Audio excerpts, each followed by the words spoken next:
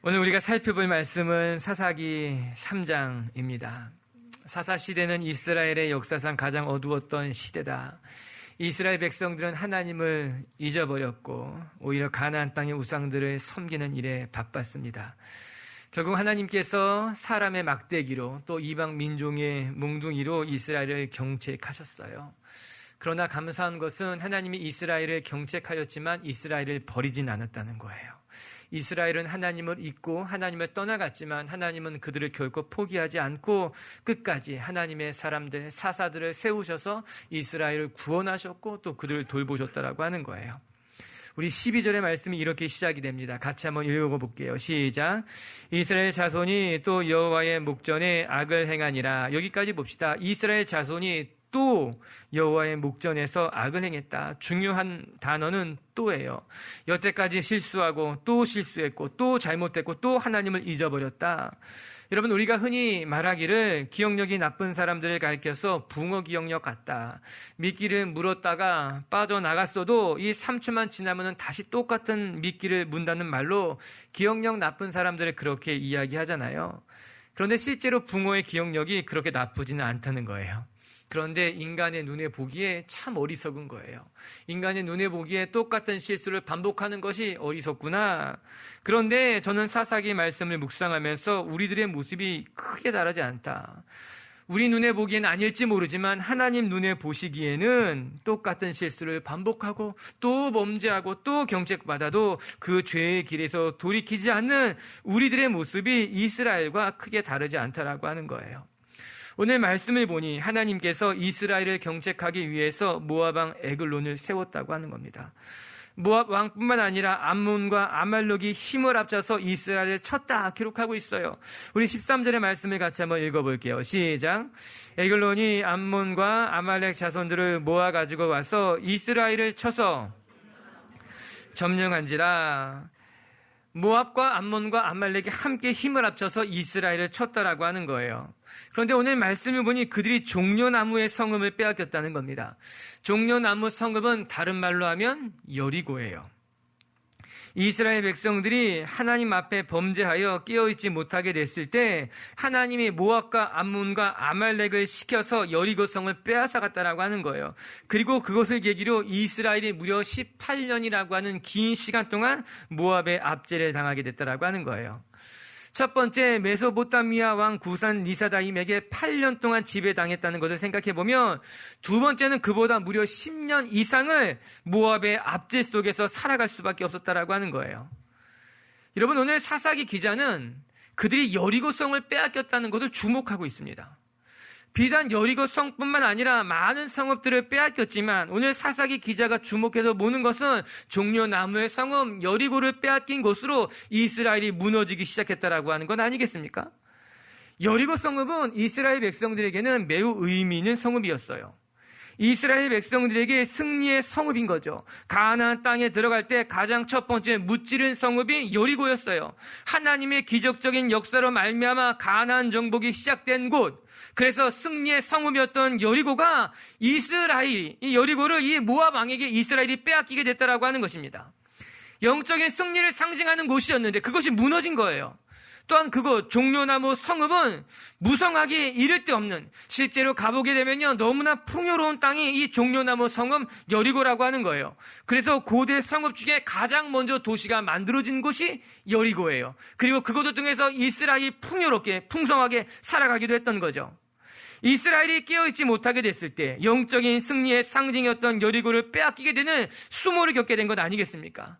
또한 이스라엘의 사람들이 깨어있지 못했을 때 그들의 젖줄과도 같던 풍요의 상징이었던 곳까지 잃어버리게 되었다라고 하는 거예요.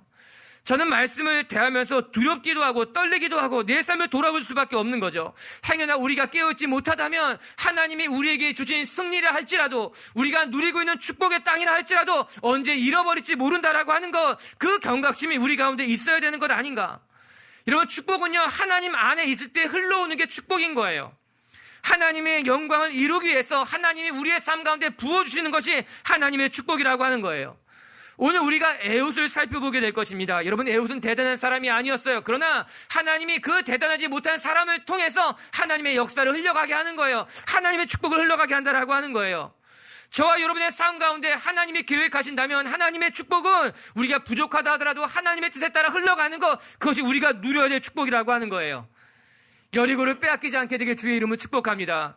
하나님이 우리 가운데 허락하셨던 축복의 땅, 하나님이 우리 가운데 허락했던 그 은혜의 장소들, 은혜의 기억들, 오늘 우리가 에훗을 살펴보게 될 텐데, 우리가 그의 인생을 들여다보면서 우리의 삶의 진정한 축복은 무엇일까? 그리고 우리가 그 축복을 어떻게 누려야 할까? 오늘 말씀을 통해 신앙의 진리를 배우는 시간이 되게 주님의 이름을 축복합니다.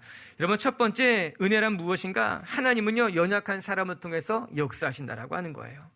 이것은 성경의 역사 속에서 끊임없이 우리에게 보여주는 하나님의 방법이에요. 하나님은 크고 강한 사람들만 사용하시는 것이 아니라 때로는 세상 사람들 보기에 힘이 없고 연약한 사람이라 할지라도 하나님은 그들을 통해서 하나님의 일을 이루어 가신다는 것, 이것이 하나님의 메시지인 거죠. 오늘 말씀해 보면요, 모압 왕 에글론에게 무려 18년의 통치, 압제를 당하지만 그때 이스라엘을 건져낸 사람은 다름 아닌 왼손잡이 에훗이었어요. 성경의 증언을 보십시다. 15절 시작. 이스라엘 자손이 여호와께 부르짖음에 여호와께서 그들을 위하여 한 구원자를 세우셨으니 게라의 아들 왼손잡이 에훗이라. 이스라엘 자손이 그를 통하여 모압 왕 에글론에게 공물을 바칠 때에 하나님이 이스라엘을 위해서 구원자를 세웠으니 그는 누구냐? 베냐민 지파 게라의 아들 왼손잡이 에훗이라. 이 에훗이 이스라엘을 다스린 이스라엘의 두 번째 사사였고 모압 왕 에글론부터 이스라엘을 구원해내기 위해서 하나님이 세운 사람이라는 거예요. 그런데 그는 누군가? 왼손잡이였다, 이렇게 기록하고 있는 거예요. 여러분, 우리말 성경은 그를 그냥 단순히 왼손잡이라고 번역하고 있지만 원문을 좀 더 자세히 들여다보면 그냥 왼손잡이가 아니라 그는 오른손을 사용하지 못하는 왼손잡이 에훗이라고 하는 뜻을 갖고 있는 거예요. 그래서 성경은 그가 왼손잡이라 이것을 이야기하는 것이 아니라 그가 왼손잡이가 될 수밖에 없었던 이유, 그것은 모르지만 그는 오른손을 사용할 수 없었던 사람, 그로 말미암아 그는 왼손을 쓰는 왼손잡이라고 하는 별명을 가지고 있었던 사람 에훗이라고 이야기하고 있는 거예요. 오른손을 잘 쓰는데 오른손보다 왼손을 더 잘 쓰기 때문에 그가 왼손잡이가 됐다는 말이 아니에요. 그는 오른손을 사용할 수 없는 장애를 가진 사람이었기 때문에 왼손잡이로 살아갔다, 이 이야기하고 있는 거예요.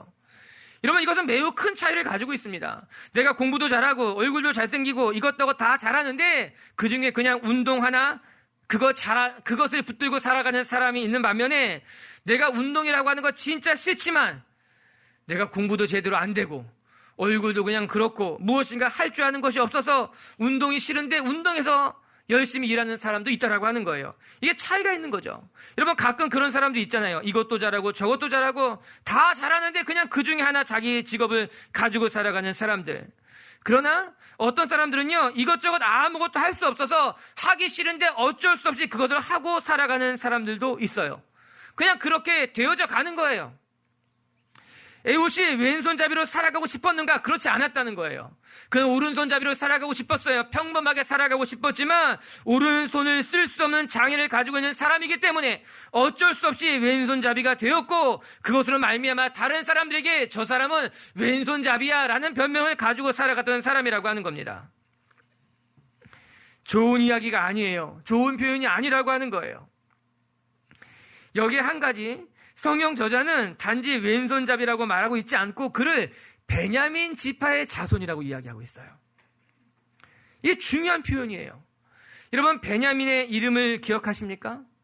야곱이 라헬에게 얻은 12번째 아들이, 막내 아들이 베냐민이었어요. 그런데 안타깝게도 라헬이 이 베냐민을 낳다가 죽게 됩니다. 그러면서 라헬이 자기 아들에게 이름을 지어주는데 무엇이라 지어주느냐? 베논이라고 지어줘요. 이는 슬픔의 아들이란 이름이었어요. 내가 아들을 낳으며 죽게 되니 나는 슬프고 너도 슬픈 인생이라. 그래서 너는 베논이라, 슬픔의 아들이라. 안타까운 이름인 거예요. 슬픈 이름이라고 하는 겁니다. 그런데 그의 아버지 야곱이 자기 아들의 이름을 슬픔의 아들 베논이에서 베냐민으로 개명시켜버린 거예요. 이는 오른손의 아들이란 이름을 가지고 있는 거예요. 내 아들을 더 이상 슬픔의 아들이라 부르지 않고 나는 베냐민 오른손의 아들이라 부르겠다는 거예요. 당시 오른쪽은 축복을 상징하는 거였어요. 힘을 상징하는 것이었어요. 그렇기 때문에 내 아들의 이름은 슬픔의 아들이 아니라 오른손의 아들, 힘과 축복의 아들이라 부르겠다. 그것이 야곱의 계획, 뜻이었다라고 하는 거예요. 그러면 여기 아주 묘한 대조가 그 한 문장에 이루어지고 있는 거예요. 에훗이란 인물은 어떤 사람인가? 그는 오른손의 아들의 의미인 베냐민 지파의 사람이지만 그는 오른손을 쓸 줄 모르는 왼손잡이 에훗이라고 하는 거예요. 에훗은 오른손의 아들, 축복의 아들이란 지파에서 태어난 사람이었을지는 모르지만 그는 축복의 오른손을 전혀 사용할 줄 모르는, 즉 축복과는 거리가 먼 왼손잡이 에훗이라고 이야기하고 있는 거죠. 아마도 베냐민 지파에서 이 에훗이란 사람은 존경을 받았던 인물이 아니라 오히려 존경받지 못했던 사람이었을 가능성이 크다는 거예요.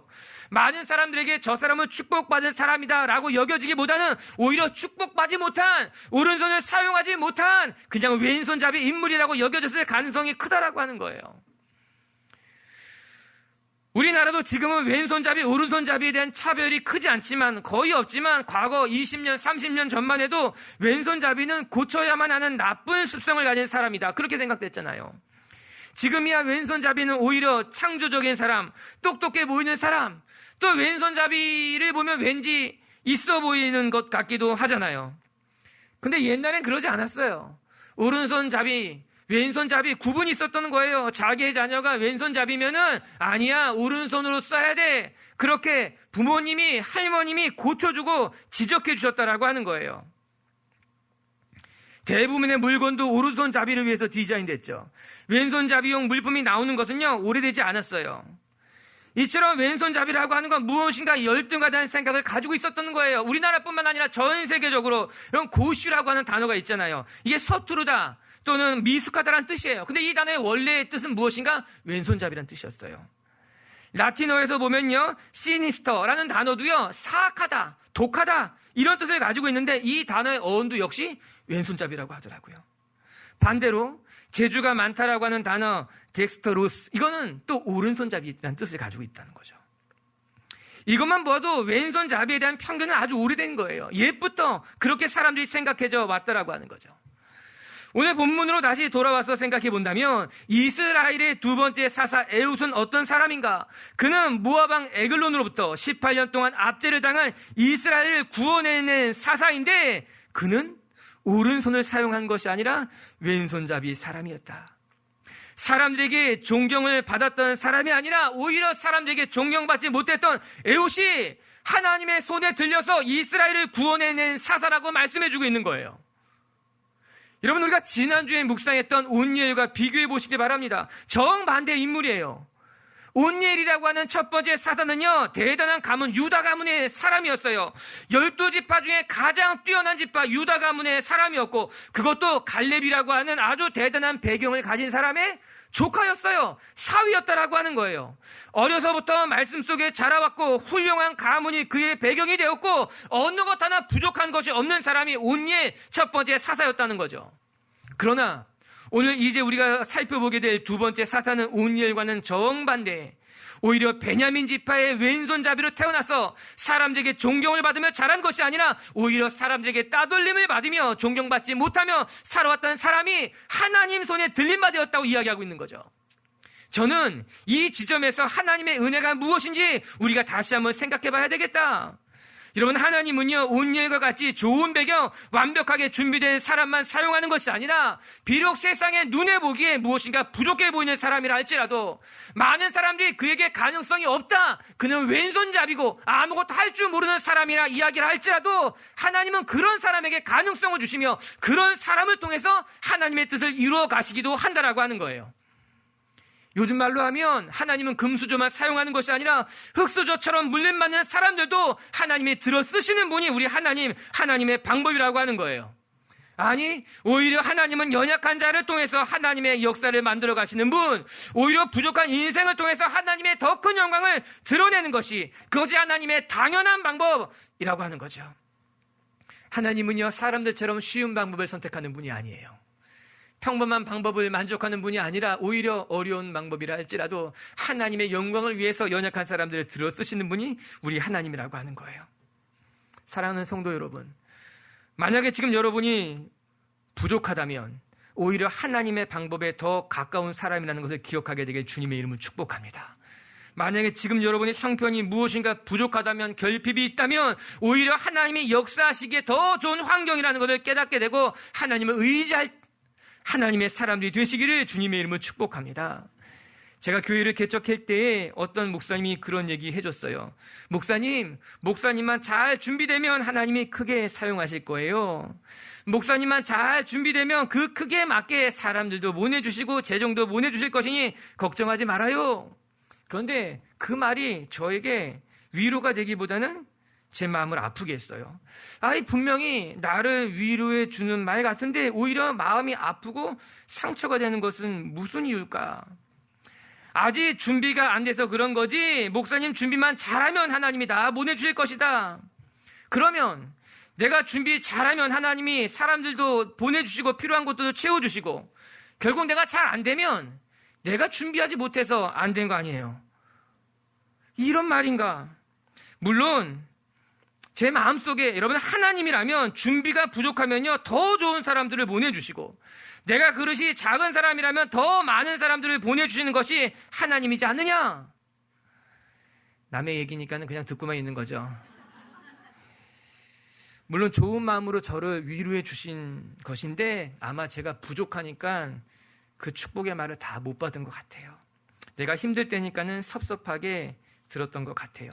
그런데 제가 결심한 것이 하나 있었어요. 이제는 무엇인가 시작하는 사람에게 준비된 것만큼 하나님이 채워주실 거야. 그렇게 얘기하지 않아야겠다. 준비가 부족해도 하나님이 도우실 거야. 우리는 그릇이 작지만 작은 그릇에도 하나님이 넘치도록 부어주실 거야. 그렇게 위로해야겠다. 그 생각했어요. 여러분, 오늘 말씀을 들어보시기 바랍니다. 에훗은 오른손을 쓸 줄 모르는 왼손잡이 사람이었어요. 그러나 15절에 보면 하나님은 한 구원자를 세우리니 세상 눈에 보기에 보잘것없어 보이는 왼손잡이지만 나는 그를 통해서 하나님의 역사를 만들어가겠다고 이야기하고 계신 것 아니겠습니까? 여러분, 축복합니다. 내가 오른손을 못 사용하는 왼손잡이라면, 내가 세상 눈에 보기에 부족한 사람이라면 여러분, 오히려 하나님이 여러분을 들어서 쓰시기에 잘 준비된 환경일지도 모른다라고 하는 거예요. 왜냐하면 하나님은 연약한 자를 통해서 하나님의 뜻을 이루어 가시는 영광의 하나님이기 때문인 거예요. 우리 비치교회 성도들에게 연약한 자를 통해 역사하신 하나님이 오늘 여러분에게 임하시고 여러분을 통해서 그 하나님의 영광이 드러나게 되기를 주님의 이름으로 축복합니다. 그래서 두 번째 깨달아야 될 것은 하나님 안에서는요, 우리의 약점이 오히려 귀하게 쓰임받을 수 있다라고 하는 거예요. 할렐루야. 오늘 말씀을 계속 한번 읽어볼게요. 우리 16절과 17절을 읽어볼까요? 시작. 에훗이 길이가 한 규빗 되는 좌우의 날선 칼을 만들어 그의 오른쪽 허벅지 옷 속에 차고 곡물을 모압 왕 에글론에게 바쳤는데 에글론은 매우 비둔한 자였더라. 왼손잡이 에훗이 모압 왕 에글론을 죽이기 위해서 한 규빗, 약 45cm 정도 되는 칼을 준비해서 오른쪽 허벅지에 숨기고 들어갔다고 이야기합니다. 여기서 사사기 기자는 에훗이 칼을 어디에 숨겼는지에 대해서 주목해서 보여주고 있어요. 그가 그를 오른쪽 허벅지 옷 속에 숨겼다고 16절엔 이야기하죠. 21절에 보면 에훗이 왼손을 뻗쳐 그의 오른쪽 허벅지 위에서 칼을 빼어 왕의 몸을 찔렀다고 또 기록해주고 있는 거예요. 고대 당시 대부분의 용사들은 물론 오른손잡이였습니다. 그것은 거의 예외가 없었다고 해도 과언이 아닐 거예요. 그렇기 때문에 당연히 용사들은 칼을 어디에 차느냐? 왼쪽 허벅지에 차게 되어 있는 것입니다. 오른손잡이는 왼쪽 허벅지에 칼을 차야지만 위급한 때에 칼을 빼어서 자기의 몸을 지킬 수도 있고 알맞게 상대를 제어할 수도 있는 거예요. 그래서 왼쪽 허벅지에 차는 것이 맞아요. 관습이라고 하는 거예요. 그러나 에웃은 왼손잡이였기 때문에 그는 칼을 왼쪽 허벅지에 차지 않고 오른쪽 허벅지에 숨겼다라고 이야기하고, 또 결정적일 때에 모압 왕을 죽일 때도 오른쪽 허벅지에서 아주 빠르게 칼을 빼어서 자기가 해야 할 일을 끝냈다고 이야기하고 있는 거예요. 여러분, 상상해 보십시다. 에웃이 모압 왕 에글론을 독대하러 갈 때에 모압 왕 에글론이 이 에웃을 경계하지 않았을까요? 모압의 신하들이 이 에웃의 몸을 수색하지 않았을까요? 그건 당연한 일일 것입니다. 여러분, 에웃은 적대국이었어요. 적이었다는 거예요. 적군이 자기의 왕을 독대하러 왔다면 당연히 그의 몸을 검사하고 수색하고 무기를 가지고 있지는 않을지 따져보는 것이 당연한 일이었다라고 하는 거예요. 그런데 감사하게도 에웃이 오른쪽에 차고 있었던 칼이 들키지 않은 거예요. 그리고 모압 왕 에글론 앞까지 아무런 제재 없이 다가갈 수 있었다고 성경이 말해주고 있는 거죠. 그리고 그 이유에 대해서 오늘 사사기 기자는 그가 그 칼을 오른쪽 허벅지에 숨겼기 때문이라는 것을 두 번이나 반복해서 강조하고 보여주고 있는 것 아니겠습니까? 에웃이 왼손잡이였기에 에웃이 가지고 있었던 핸디캡이 오히려 이 일을 감당하는데 매우 유익하게 사용된 것이 아닌가, 오늘 그렇게 말해주고 있는 거예요. 우리가 에웃을 묵상하면서 반드시 기억해야 될 것 중에 하나가 바로 이 지점이에요. 에웃은 왼손잡이라고 하는 핸디캡을 가지고 있었지만 그 핸디캡이 하나님의 계획 속에서 오히려 귀하게 사용을 낼 수 있다라고 하는 것이죠. 우리는 내가 가진 약점이 내 인생을 더 어렵게 만든다고 생각할 때가 많습니다. 아니, 세상은 끊임없이 우리에게 그렇게 이야기합니다. 너는 약점이 많아. 너 그런 약점을 가지고 무엇 하나 감당할 수 있겠어? 아무도 너를 좋아하지 않을 거야. 그런 약점은 숨겨야 돼. 너에겐 치명적인 거라고 이야기하죠. 그렇기 때문에 우리는 약점을 보이기 싫어합니다. 약점을 계속해서 숨기려고, 포장하려고, 다른 사람에게 들키면 안 된다고 생각하기도 하는 것 아니겠습니까? 내가 왼손잡이라는 것을 사람이 안다면 나를 따돌릴지 몰라. 내가 오른손 쓰는 것이 익숙하지 않아도 나는 오른손 쓰는 것처럼 살아가야 될 것만 같아. 이것이 세상이 우리에게 주는 메시지였어요. 우리는 그렇게 우리의 약점이 부끄러웠고 우리의 약점을 가리고 싶었다라고 하는 것이죠. 그러나 오늘 말씀을 통해서 배우게 되는 것은, 여러분, 에웃에게 왼손잡이는 약점이고 부끄러운 것이고 한편에서는 그것 때문에 사람들에게 손가락질을 받았을지는 모르지만 오늘 그의 인생의 결정적인 순간에 그의 약점이, 그의 핸디캡이 하나님 손에서 너무나 귀하게 사용되고 있다라고 하는 것이에요.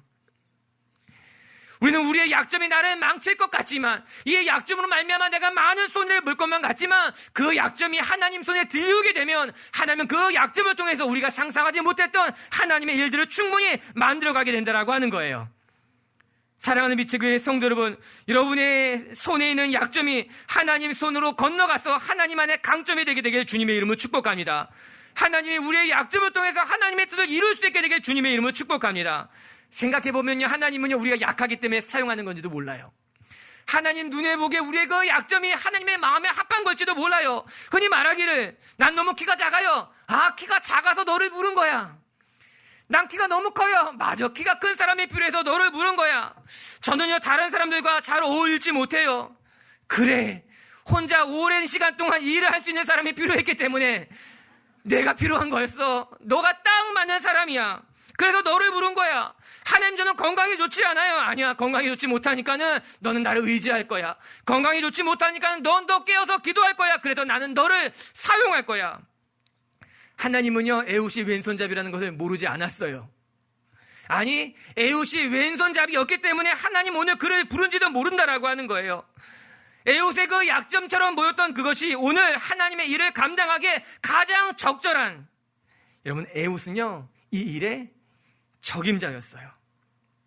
우리도 하나님 손에 들리면 우리의 약점이 오히려 귀하게 쓰이는 통로가 될 줄로 믿습니다. 우리가 지금까지 생각해왔던 핸디캡이지만, 약점, 단점이지만 오히려 그것이 하나님 손에서는 귀하게, 아름답게 사용될 수 있는 어떤 디딤돌이 될 수 있다라고 하는 것이죠. 아멘. 에웃이 이 일의 적임자였어요. 그렇게 좋은 배경을 가지고 있었던 온니엘이 아니었어요. 삼손도 드보라도 이 일의 적임자가 아니었어요. 이 일, 18년 동안 압제를 당했던 에글론으로부터 이스라엘을 해방시킬 적임자는 모든 사람들이 무시했던 왼손잡이 에훗이 이 일의 적임자였다라고 하는 거예요. 어느 누구도 에훗에게서 어떤 가능성도 발견하지 않았지만 그는 그냥 왼손잡이에 불과했지만 하나님 눈에 보기에는 그는 최고의 적임자요, 이 일에 가장 알맞게 준비된 사람이었다라고 하는 것이죠.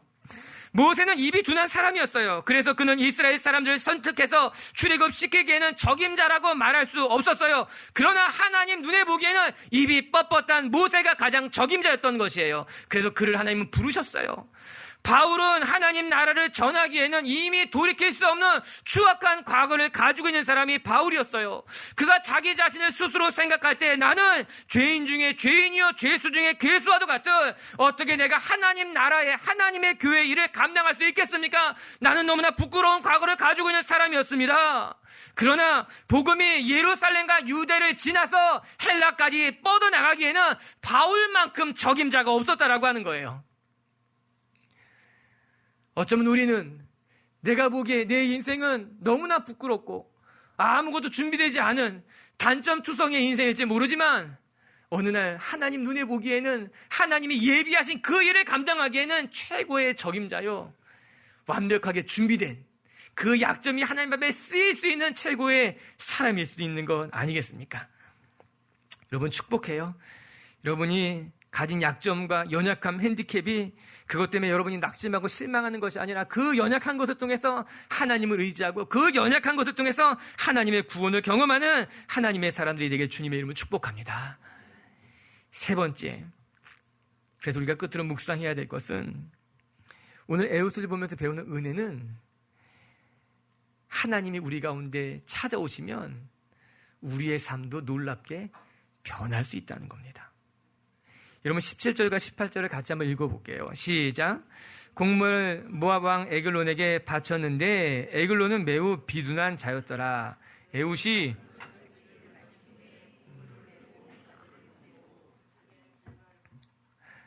에훗의 직업이 나옵니다. 에훗은 뭐 하는 사람입니까? 그는 이스라엘이 모압의 조공을 바치러 가는 일에 어떤 우두머리였던 것 같아요. 관리자였던 것 같아요. 당시 이스라엘은 모압의 압제를 당하면서 때가 되면 정기적으로 조공을 바쳐야만 했습니다. 그리고 이 에훗이란 인물은 조공을 바치는 일에 있어서 관리자의 역할, 그것을 운송하는 일에 책임자의 역할을 가지고 있었다. 성경 그렇게 말해주고 있죠. 정복국에게 조공을 바치는 일의 관리자였다면 에훗은 어떠한 사람이었을까요? 저는 에훗이 이스라엘 사람들에게 리더로서 적합한 사람이었다고 생각하지 않습니다. 이스라엘 사람들이 에훗을 의지했거나 에훗을 좋아했을 것 같지는 않습니다. 오히려 그 반대일 가능성이 더 크지요. 그가 단지 오른손을 사용하지 못했던 왼손잡이였기 때문에 이스라엘 사람들이 그를 싫어했던 것이 아니라 그가 한 일 자체가 뭔가 석연치 않은, 이스라엘 사람들의 눈에 보기에는 좋지 않은 일이었었던 것이지요. 어떻게 보면 신약 시대에는 세리와 같았던 인물일 수 있는 거예요. 이스라엘의 애국자라기보다는 현실에 맞춰 살아갔던 인물이 아니었을까, 그렇게 상상하는 편이 오히려 더 맞는 것만 같아요. 그런데 주목할 것은 그가 어떻게 모압 왕을 죽이고 이스라엘을 구원해내는 사사가 됐을까입니다. 사실 성경은 그 모든 과정을 다 말해주고 있지는 않습니다. 단지 조공을 바치던 인물이었던 그 에훗이 하나님이 세우신 사람이 되었다는 거예요. 더 정확하게 말하면 하나님이 그를 세우자 그가 조공을 바치던 인물에서 이스라엘을 구원하는 사사로 그의 삶에 놀라운 반전이 일어나게 됐다는 거죠. 송충이는 솔잎을 먹어야 한다는 말이 있습니다. 이는 좋은 의미로 사용되기보다는 부정적인 의미로 사용되는 말이겠죠. 늘 하던 대로 살아가야지.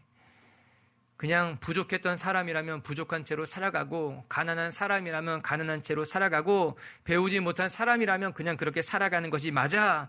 너의 과거가 그러니 대단한 꿈을 꿀 필요가 없어. 그냥 그렇게 살아가는 거야. 그런 의미에서 사람들은 송충이는 솔잎을 먹어야 돼, 이렇게 이야기하는 것 아니겠습니까? 여러분 어떻게 생각합니까? 오늘 말씀을 묵상하면서 제가 깨닫게 되는 건, 받았던 은혜는 송충이는 늘 솔잎만 먹는 것이 아니라, 비록 오늘 에훗의 삶이 그의 과거가 어떠했을지는 모르지만 하나님이 그의 삶에 찾아오시게 되자, 하나님이 그를 세우시게 되자 그의 삶에 놀라운 반전의 역사가 나타나기 시작했다는 거예요. 지금까지는 그가 왼손잡이로 어느 누구의 존경도 받지 못한 채 리더가 아니라 오히려 손가락질 받는 자였지만, 하나님이 그의 삶에 참여하시고 그의 삶을 붙들게 되자 그가 이스라엘의 구원자로 거듭 태어나게 되는 아주 놀라운 반전의 역사가 나타나기 시작했다라고 하는 거예요.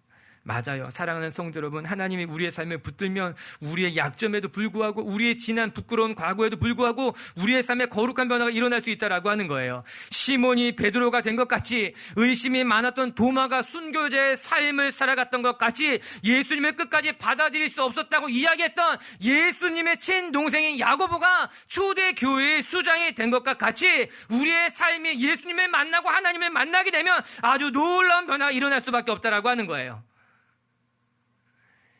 에훗의 삶을 바꾼 하나님이 저와 여러분의 삶도 바꾸게 되길 주님의 이름으로 축복합니다.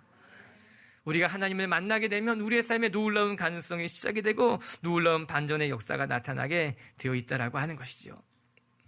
전 에훗을 묵상하면서 위로가 되었어요. 그리고 우리 빛의교회 성도들도 이 에훗의 삶이 위로가 되었으면 좋겠어요. 비록 우리의 삶이, 우리의 형편이, 내가 가진 그 모든 것들이 세상에 보잘것없는 왼손잡이와 같은 인생이라 할지라도 우리의 하나님은 왼손잡이의 하나님이시라. 보잘것없고 연약하고 부족한 것의 하나님이 우리 하나님이라고 하는 거예요. 여러분의 삶에 하나님의 은혜가 있어서 왼손잡이와 같은 우리의 인생이 귀하게 쓰임받는 하나님의 사람들이 되길 주님의 이름으로 축복합니다. 말씀을 정리하십시다. 오늘 이스라엘 역사에 하나님이 다시 이스라엘 구원하기 위해서 왼손잡이 에훗을 하나님이 세우셨다고 이야기하고 있어요. 이스라엘이 여리고를 빼앗기고 약속의 성읍이 다 무너져 버렸지만 하나님은 이스라엘을 포기하지 않고 다시 그들 가운데 찾아가셨다라고 하는 거예요. 오늘 우리 빛쪽의 성도들도 여러분의 삶에 여리고가 빼앗기지 않았으면 좋겠고, 여러분 삶에 무너진 또 빼앗긴 신앙에, 또 하나님이 주신 사명의 여러 가지 것들이 다시 회복될 수 있는 그런 하루가 되고 한 주간이 되게 주님의 이름을 축복합니다. 은혜란 하나님은 연약한 사람을 통해서 역사하신다라고 하는 거예요. 에훗과 같이 왼손잡이의 인생이었지만 하나님은 에훗을 통해서 역사하신 것처럼 오늘도 하나님은 저와 여러분과 같이 연약한 약점을 가진 사람을 통해서 역사하게 될 줄로 믿습니다. 그리고 두 번째, 우리가 기억해야 될 것은 하나님 안에서 우리의 약점이 오히려 귀하게 쓰임받을 수 있다라고 하는 거예요. 세상 사람들은 그것이 부끄러운 것이다, 어느 누구에도 자랑할 수 없는 것이다 말할지 모르지만, 여러분, 우리가 이 약점을 가지고 하나님 앞에 나아간다면 우리의 약점이 하나님 안에 축복의 통로가 될 줄로 믿습니다. 그리고 세 번째, 에훗을 통해서 배우게 되는 교훈, 하나님이 찾아오시면 우리의 삶도 변할 수 있다는 거예요. 지난 과거에 내가 어떤 삶을 살았던, 내가 얼마나 부족하던, 그건 중요하지 않아요. 우리가 주님을 바라보면, 주님이 우리를 붙드시면 우리의 삶도 변하게 될 줄로 믿어요. 아멘.